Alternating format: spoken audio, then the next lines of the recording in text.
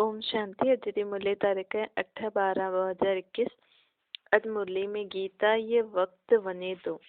ओम शांति। अॼ मिठा मिठा श्री बाबा ब्रह्मा जे तन द्वारा चवनि था, मीठे मीठे बच्चे, ये जो हिन समय मनुष्य जो जीवन आहे इनखे अमूल्य चइबो आहे। ॿार बि सम्झंदा आहिनि ऐं बाप बि सम्झाईंदा आहिनि कि ये तव्हांजो अंतिम मनुष्य जो जन्म ये ॾाढो वैल्यूएबल आहे। हिन जो मूल्य कोई करे न सकदो आहे। उअं ही ये टाइम भी ॾाढो वैल्यूएबल आहे। तव्हां ॿार ॼाणदा आहियो, हाणे असां कौड़ी खां हीरे जहिड़ा था ठहूं अथवा बेगर खां प्रिंस था ठहूं, इनसॉल्वेंट खां 100% सॉल्वेंट था ठहूं, अथवा गरीब खां अमीर था ठहूं। ये तव्हांजो मनुष्य तन ॾाढो वैल्यूएबल आहे। जॾहिं बाप छो जी हिन जन्म में असां बाप जा ॿार ठही करे अॻियां जे जीवन जे लाइ कमाई कंदा आहियूं, पुरुषार्थ कंदा आहियूं, पापनि जे हिन पिछले जन्मनि जे पापनि सां मुक्त थींदा आहिनि। ॿिया मनुष्य खे वैल्यूएबल न चईंदासीं, तव्हांखे हाणे वैल्यूएबल चईंदासीं। तव्हां ॿार हिन समय पंहिंजो श्वास व्यर्थ न गवायो। हाणे असांखे पंहिंजो हर श्वास व्यर्थ न गवाइणो आहे। कीअं सफ़ल करिणो आहे उहो बाप सम्झाइनि था। श्वासो श्वास मूंखे यादि करो। मनुष्य भक्ति मार्ग में त अनेक प्रकार जा सिमरन कंदा आहिनि। उहा आहे अनेकनि जी अव्यभिचारी यादि। छो जे अनेकनि खे यादि कंदा आहिनि न, त उनखे व्यभिचारी यादि चइबो आहे। तव्हां ॿार हिक जे सवाइ ॿियो कंहिंखे बि यादि न कंदा आहियो। बाबा त असांखे चईंदा आहिनि, ब्रह्मा जी बि फोटो यादि न करो, सिर्फ़ु मूंखे यादि करो। सम्झंदा आहियो असांजो श्वास व्यर्थ न वञे। श्वासो श्वास कोशिश करे बाबा खे यादि करिणो आहे। इहा डायरेक्शन मिलियो आहे न। हिन में कोई जाप आदि न करिणो आहे। असांजो स्वधर्म ई आहे आवाज़ खां परे रहणु। हिन शरीर द्वारा मां आत्मा पाठ वॼायां थी। आत्मा असुर शांतिधाम जी रहण वारी आहे। इहे बि असांजे सवाइ ॿियो कोई ॼाणे न सघंदो आहे। छो जी असांखे बाबा सम्झाया अथई असां असुर शांतिधाम में रहण वारा आहियूं। कंहिंखां पुछो, कोई तव्हांखां पुछे तव्हां किथां जा रहण वारा आहियो, तव्हां चईंदा असां आत्मा आहियूं त शांतिधाम जी रहण वारा आहियूं। बाक़ी हितां जे लाइ पुछो था त हिते त असां फलानी जॻह ते रहंदा आहियूं, शांतिधाम खां हिते आया आहियूं, इहो शरीर वरितो आहे पाठ वॼाइण लाइ। अहिड़ा असां इलाही हिन चक्कर में ॾाढा शरीर वरिता आहिनि, छॾिया आहिनि। हाणे इहो मृत्यु लोक जो असांजो अंतिम जन्म आहे। हिन में असांखे श्वास व्यर्थ न गवाइणो आहे। उहो माण्हू ॾाढो फास्ट अथवा विर्त रखंदा आहिनि। उन्हनि खे चइबो आहे, उन्हनि खे चओ तव्हां छो टाइम वेस्ट था करो, हिन खां त ऊच ते ऊच बाप खे यादि करो त कुझु प्राप्ति त थींदी। शरीर खे तकलीफ़ ॾियण सां आत्मा खे थोरी प्राप्ति थींदी। इहे बि तव्हां जीअं त जीव जो घात था करो। आत्मघात न थींदो आहे, छो जी आत्मा कॾहिं बि मरी न सघंदी आहे। आत्मा जो घात न थी सघंदो आहे। उन्हनि खे सम्झाइबो आहे जीव घाती महापापी। हिन समय पंहिंजे शरीर खे तकलीफ़ ॾियण इहे बि महापाप। तव्हां चई सघंदा आहियो कि हिन समय तव्हां महान पुण्य आत्मा ठही सघंदा आहियो। निराकार परमात्मा खे यादि करे स्वयं खे आत्मा सम्झी ये पुरुषार्थ करो। उन्हनि खे त इहो पतो न आहे कि बाप हिते आयल आहे। इहे बाप दादा आहिनि। श्री बाबा ब्रह्मा दादा प्रजापिता ब्रह्मा त मशहूरु आहे न। उहो त चई छॾंदा आहिनि न, उहो त चई सघंदा आहिनि कि छो असां अहिड़े वैल्यूएबल शरीर जो घात करूं। बाबा चईंदा आहिनि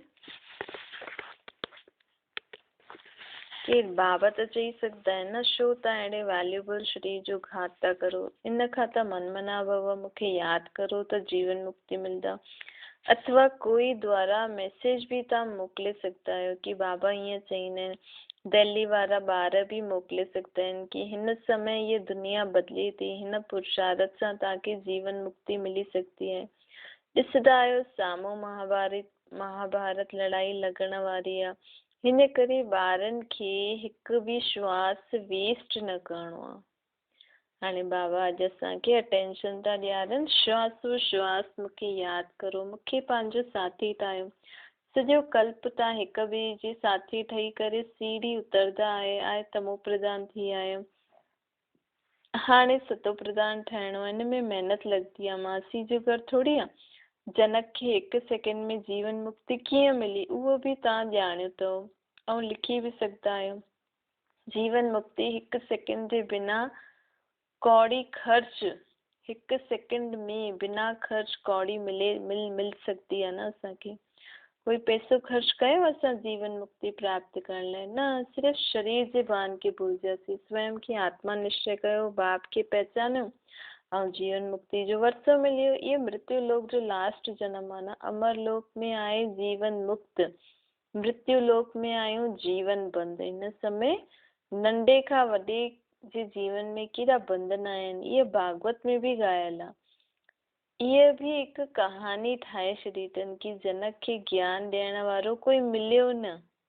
परमपिता परमात्मा ब्रह्मा द्वारा ज्ञान ॾींदो आहे, हिन खे ब्रह्मा ज्ञान चइबो आहे। ब्रह्मा खे ज़रूर कंहिं त ॾिनो हूंदो न, ज्ञान सागर त हिकु परमपिता परमात्मा आहे, उहो ब्रह्मा द्वारा अची करे असांखे ज्ञान ॾींदो आहे। त्रिमूर्ति जे चित्र द्वारा तव्हां सुठी रीति सम्झाए सघंदा आहियो। कोई बि अंदरि अचे त हुन सां पुछो, बोर्ड पढ़ियो छा लिखल आहे? बी के प्रजापिता ब्रह्मा जा ॿार ठहिया न।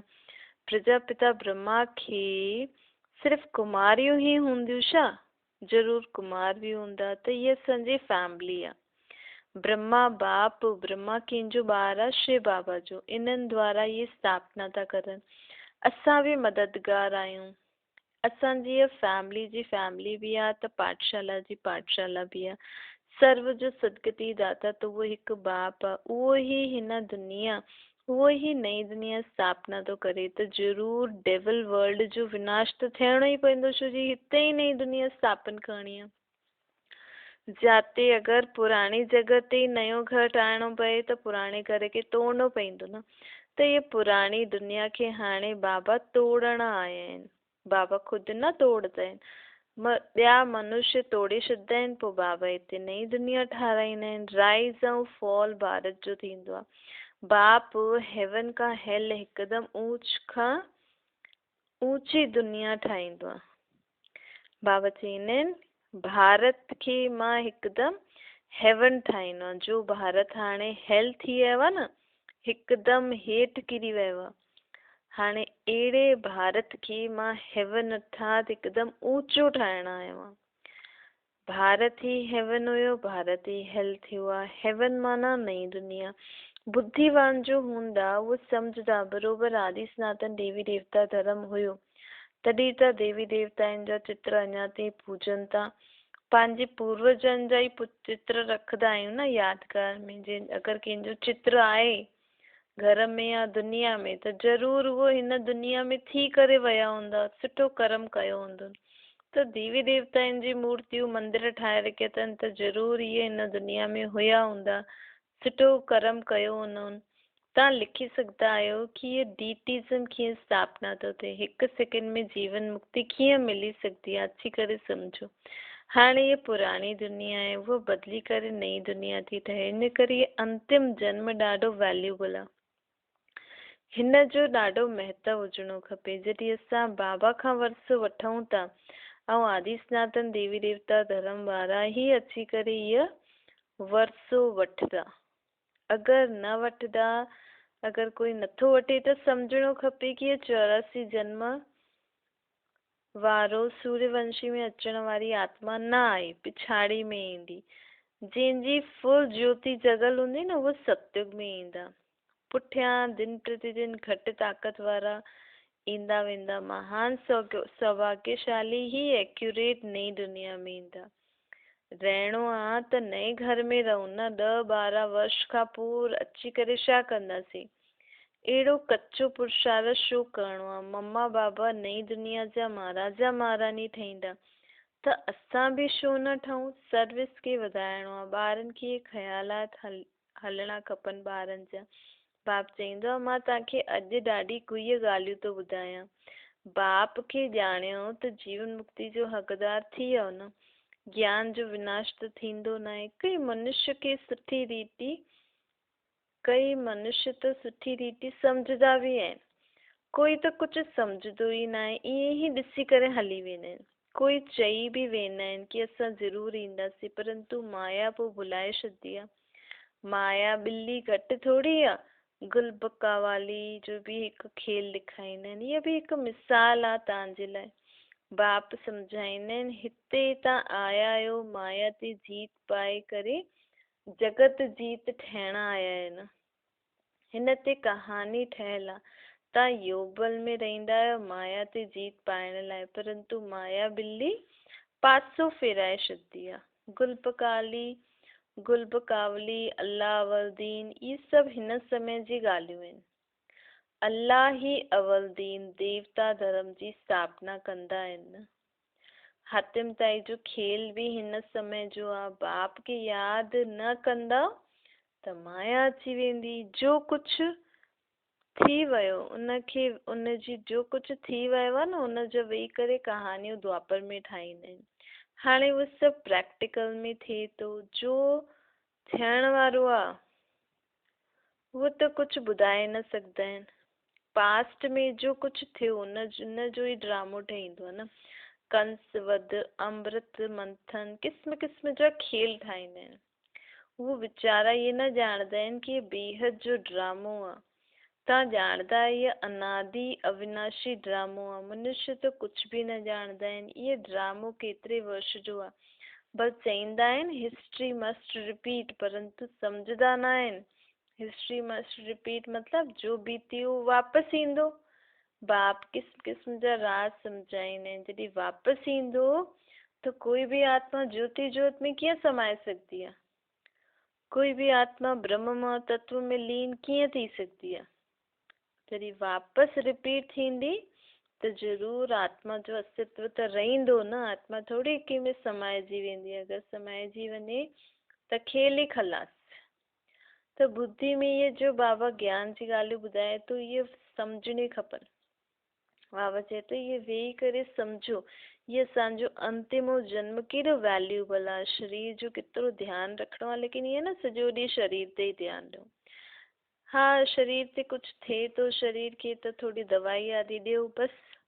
पोइ बाबा खे यादि करे कर्म करो। हिन में टाइम वेस्ट न करिणो आहे। हथु काढ़े दिलि ॾियारे जेतिरो थी सघे कर्म भोग खे शरीर जी तकलीफ़ खे बाप जी यादि में रही करे चुकतू करो। दिलि त आत्मा में आहे न। आत्मा ई चईंदी आहे मूंखे तंग न करो, मुंहिंजी दिलि खे न दुखायो।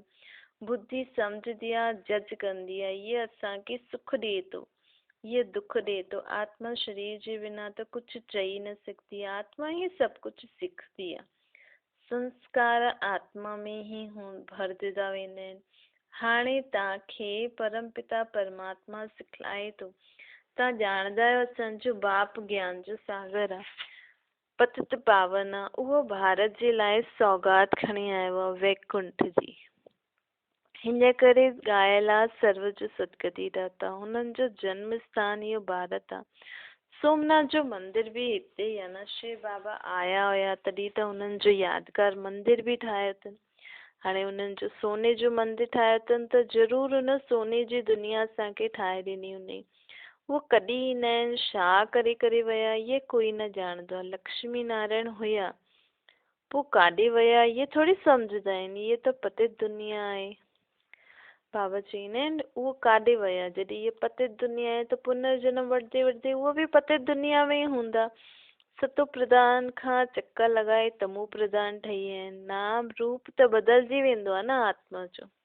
हर जन्म में फीचर्स बदिलजंदा वेंदा आहिनि। इहे ठहियल ड्रामो आहे। हिन में जरा बि फ़र्क़ु न पई सघंदो आहे। फीचर्स हिकु न मिले ॿिए जो। बाबा खे ॿारनि ते रहम ईंदो आहे कि ॿार पंहिंजे बाप खे ॼाणे वठनि। मालूम त पवंदो आहे न। ॿी के वृद्धि खे पाईंदी रहंदी आहे। हिकु ॾींहुं इहो बि ईंदो जो फेरो पाइण वारा ईंदा। मतलब बाबा वटि सभु ईंदा। तव्हांजी प्रदर्शनी आदि में सभु ईंदा। जीअं जीअं ॾींहं गुज़रंदा वेंदा नाम बालो थींदो वेंदो। बाबा ओपिनियन जी किताब छपाईंदा आहिनि। उहो बि कमु ईंदी। ॾाढनि खे मोकिलणी पवंदी। ॿार जो सर्विसेबल आहिनि न कि सॼो ॾींहुं ख़्यालात करिणो खपे। उहो झटि चईंदा। बस ॿी के अची करे मिली सघंदा आहिनि। अगर ये ख़्यालात कंदासीं असां ॿियनि सां मिलण जी कोशिशि कंदासीं त माण्हू चईंदा हा भले अचनि। भूख हड़ताल रखंदा आहिनि त 10-12 ॾींहं खां पोइ बाद कमज़ोर थी वेंदा आहिनि। पोइ एतिरी ॻाल्हि न करे सघंदा आहिनि। तव्हांजी त ॻाल्हि की सम्झंदा ऐं चईंदा की बराबरि जीवन मुक्ति पाइण जो इहो ठीकु रास्तो आहे। सर्व जो सदगति दाता त हिकु बाप आहे, बाक़ी सभु भक्ति मार्ग जा गुरू आहिनि। गुरू त ॾाढा आहिनि। स्त्री जो पति बि गुरू आहे, कथा ॿुधाइण वारो बि गुरू आहे। इहे सभु सम्झण जी ॻाल्हियूं आहिनि। ॿारनि जो मथो ॾाढो विशाल हुजणो खपे सर्विस जे लाइ। बाप खे यादि करे रावण ते जीत पाइणी आहे। श्वास व्यर्थ न गवाइणो आहे। जो समय बर्बाद कंदा आहियूं, जो समय बर्बाद कंदा आहिनि उन्हनि खे बेसमझ चइबो आहे। बाप चईंदो आहे कंहिंजो जीवन हीरे जहिड़ो ठाहिण, बाबा चईंदा आहिनि कंहिंजो जीवन हीरो जहिड़ो ठाहिणो खपे।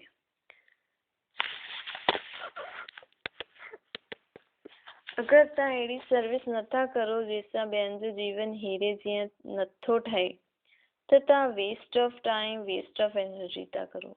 कुझु बि सम्झंदा न आहिनि। इन करे बाबा चईंदा आहिनि तव्हां त पत्थर बुद्धि थी विया आहियो। हिन में सॼी ॻाल्हि योग जी आहे। बाप खे यादि करो, वरसो वठो। ये अर्थ कोई सम्झाए न सघंदो कि कीअं बाप खे यादि करे वरसो वठिणो आहे। उहो त दुनिया में जेका सन्यासी वग़ैरह आहिनि उहो त ब्रह्म महतत्व खे यादि कंदा आहिनि। बाप चईंदा आहिनि मूंखे यादि करो त विक्रम विनाश थिए, वरसो मिलियो। ब्रह्म महतत्व खे यादि करण सां तव्हां पतित पावन उहो ब्रह्म महतत्व पतित पावन थोड़ी आहे जो उनखे यादि करे तव्हां पावन ठहींदव, तव्हांजा विक्रम विनाश थी वेंदा। ब्रह्म महतत्व त रहण जो स्थान आहे, तत्व आहे न। पतित पावन त मां आहियां। हुन ब्रह्म महतत्व में तव्हां आत्मा आहियूं, मां परमात्मा रहंदो आहे। ब्रह्म कीअं पावन ठाहे सघंदो आहे? वीचारा ॾाढा भुलिजियल आहिनि न। बाप ॿारनि खे वरी बि चईंदो आहे ॿार टाइम वेस्ट न करो, बाप खे यादि करो। बाबा ॼाणंदा आहिनि कई ॿार ॾींहुं राति ॾाढो वेस्ट कंदा आहिनि, वेस्ट ऑफ टाइम कंदा आहिनि। सॼो ॾींहुं कुझु बि पुरुषारत न कंदा आहिनि। बाबा पंहिंजो मिसाल बि ॿुधाईंदा आहिनि। भोजन ते वेंदो आहे त बाबा खे यादि कंदो आहे, सोचंदो आहे असां ॿई इकट्ठा था खाऊं। शरीर में मुंहिंजी आत्मा, बाबा जी आत्मा यादि कंदे कंदे पोइ भुलिजी वेंदो आहे। ॿिया ख़्यालात अची वेंदा आहिनि। इन्हनि जे मथां जवाबदारी ॾाढी आहे। ॾाढा ई ख़्यालात ईंदा आहिनि। इन करे बाबा चईंदा आहिनि तव्हां जास्ती यादि में रही सघंदा आहियो। इन्हनि खे त महिनत करणी पवंदी आहे। हमेशह सम्झो शइ बाबा असांखे सम्झाए थो, उन्हनि खे यादि करो। ब्रह्मा खे यादि करण सां शिव बाबा भुलिजी वेंदव। ॿारनि खे पहिरियों त पंहिंजो ई कल्याण करिणो आहे, ॿियो पोइ ॿियनि जो। कई त अहिड़ा आहिनि जो ॿियनि जो कल्याण कंदा रहंदा आहिनि, पंहिंजो न कंदा आहिनि। ॿियनि खे आप समान ठाहींदा आहिनि, ख़ुदि पोइ गुम थी वेंदा आहिनि। वंडर आहे न। इहे बि तव्हां सम्झो था, तव्हां अनुभव बि ॿुधाईंदा आहियो। ॿियो कोई सत्संग आदि में थोरी सम्झाईंदा आहिनि। हिते बि नंबरवार धारणा थींदी आहे। इहा नॉलेज बुद्धि में धारण कबी आहे। ॻाईंदा बि आहियूं न, भर दो झोली, असांजी झोली भरो। कहिड़ी झोली भरण ईंदो आहे बाबा? बुद्धि रूपी झोली। भक्ति मार्ग में त माण्हू स्थूल झोली, कपिड़े जी झोली अॻियां कंदा आहिनि, असांजी झोली भरो। पर बाबा चए थो असुल में मां बुद्धि रूपी झोली भरदो आहे। ये नॉलेज त बुद्धि में भरबी आहे न, या उहा कपिड़े वारी झोली में। पारस बुद्धि ऐं पत्थर बुद्धि ॻाल्हि आहे। तव्हांजो इहो जीवन ॾाढो अमूल्य अथव। हिन में पुरुषारत ॾाढो ज़रूरी आहे। गृहस्थ व्यवहार में रही करे सभु कुझु करिणो आहे। सर्कमस्टेंसिस ॾिसबो आहे, भल कुमार आहे ॾिसबो आहे, सर्विस सुठी करे थो त छुड़ाए बि वठंदा आहियूं। हर हिक जो सर्कमस्टेंसिस ॾिसी करे पोइ राय ॾिबी आहे। सर्जन नब्ज़ ॾिसण जे बिना कीअं राय ॾेई सघंदो आहे? इहो त अविनाशी सर्जन आहे। आत्मा खे मनमना भव जो इंजेक्शन केरु लॻाईंदो? बाबा। बाबा चईंदो आहे मां तव्हांखे हाणे मनमना भव जो इंजेक्शन लॻाइण आयो आहियां। अर्थात तव्हांखे चवां थो पंहिंजे खे आत्मा सम्झो, मूंखे निराकार रूप में यादि करो। इहे ई मनमना भव जो, मनमना भव मतिलबु इहो ई आहे। इहो ई इंजेक्शन लॻायो। जे जे आत्मा परमात्मा खे यादि कंदी वेंदी उन जा पाप कर्म सां मुक्त थींदी वेंदी त बीमारियुनि सां बि मुक्त थींदी। छो जी कर्म भोग असांजो कई बार त लापरवाही सां बीमार थींदा आहियूं। कई बार पिछले जन्मनि जो हिसाब किताब हूंदो आहे, उहो बाबा जी यादि सां चुकतो थी वेंदो आहे। हिन खे इहो हिकु ई इंजेक्शन, हिन हिकु ई इंजेक्शन सां 21 जन्मनि सां 21 जन्मनि जे लाइ असां एवर हेल्दी ठही वेंदासीं। प्रजापिता ब्रह्मा जा केतिरा ढेर ॿार आहिनि, केतिरो वॾो गृहस्थी आहे न, इहो बेहद जो गृहस्थ व्यवहार आहे, इहो शिव बाबा जो रथ आहे न, त केतिरी आमदनी थींदी हूंदी। बाप चईंदा आहिनि मां हिन रथ में वेही तव्हांखे ज्ञान थो ॾियां, न त कीअं ॾियां, कृष्ण त सत्युग में ईंदा न, हुनजी आत्मा हाणे सावरी थी वई आहे, त हुन सावरी आत्मा जे तन में अर्थात हुन गोरी आत्मा जे ॾाढे जन्मनि जे अंत वारे शरीर में प्रवेश करे कंदो आहे। हिन करे हिन आत्मा जॾहिं उहो कृष्ण जी आत्मा सावरी थी वेंदी आहे त हुन आत्मा जे शरीर खे भाग्यशाली रथ चइबो आहे। अच्छा, ओम शांति। वरदान आहे प्रारब्ध जी इच्छा के त्याग सुठो पुरुषार्थ करण वारा श्रेष्ठ पुरुषार्थी अथव। श्रेष्ठ पुरुषार्थी उन्हनि खे चइबो आहे जो पुरुषार्थ जी प्रारब्ध खे भोगण जी इच्छा न रखंदा आहिनि। भई मां एतिरो पुरुषार्थ करां थी त मूंखे एतिरो मिलणो खपे न। जाते इच्छा आहे न हुते स्वच्छता घटि थी वेंदी आहे, ख़तमु थी वेंदी आहे, ऐं सोचण वारा ठही वेंदा आहियूं। त जाते बाबा चईंदा आहिनि जो हिते प्रारब्ध भोगण जी इच्छा रखंदा आहिनि उहो पंहिंजी भविष्य कमाई जमा थियण में उन्हनि जी कमी थी वेंदी आहे। छो जी हिते ई असां इच्छा रखी छॾी, भोगे छॾियो। हिन करे बाबा चए थो इच्छा जे बजाए न अच्छा शब्द यूज़ करो। मूंखे पंहिंजो सुठो, बाबा जीअं चए थो पुरुषार्थ सुठी रीति पुरुषार्थ करे बाबा जीअं ठहिणो आहे। बाक़ी ईअं न कि मां पुरुषार्थ करां थी त मुंहिंजो हाणे ई मूंखे उहो फल मिले, न। हिते प्रत्यक्ष फल बि मिलंदो आहे लेकिन इच्छा न रखणी आहे। श्रेष्ठ पुरुषार्थ सदा फ्लोलेस ठहिण जो पुरुषार्थ कंदा आहिनि। जेका श्रेष्ठ पुरुषार्थी आहिनि न उहे इहे सोचंदा आहिनि कि मुंहिंजी आत्मा में कोई बि फ्लो अर्थात कमी कमज़ोरी न रहिजी वञे, मां संपूर्ण बाप समान ठही वञा। उहो कहिड़ी बि ॻाल्हि में फेल बि न थींदा आहिनि। स्लोगन आहे साधन कमल पुष्प समान ठही करे यूज़ करो। जेका बि अगरि तव्हांखे नया नया साधन मिलनि था, चीजूं मिलनि थियूं बाबा जे ठहिण खां पोइ, त इहे तव्हांजे कर्म योग जो फल अथव। त हिन ईअं न चीजूं मिलनि थियूं त असांजो बुद्धि योग उन चीजुनि में ई लॻी वञे न। भले फर्स्ट क्लास चीजूं यूज़ करो, बाबा चए थो इहे तव्हांजे कर्म योग, कर्म कंदे हुए मूंखे यादि था करो त हुनजो फल तव्हांखे मिले थो।